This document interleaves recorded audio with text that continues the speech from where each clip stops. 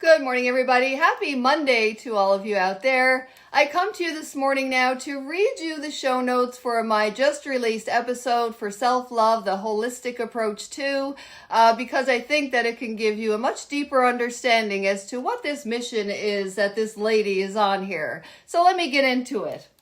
So it's not optional, it's required to cope with the reality that we live in, right? It is self-love and it's not selfish. In fact, it's the most selfless act you can do for you and those around you.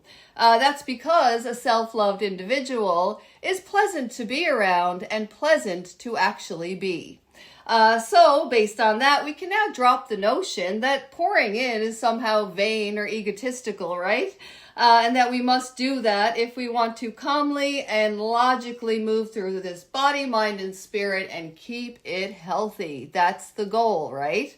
So consistently pouring out without regard for us, well, that just lands us into illness and dis-ease.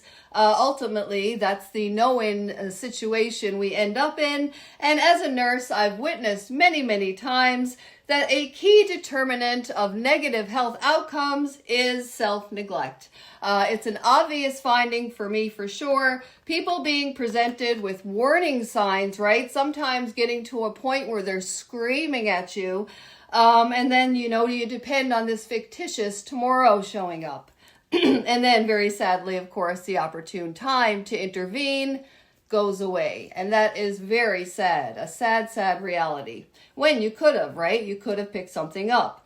And so this is the very rationale for my passion, my mission here to turn this around as a holistic health practitioner by teaching self-healing and helping individuals return back to their power, wisdom, and strength.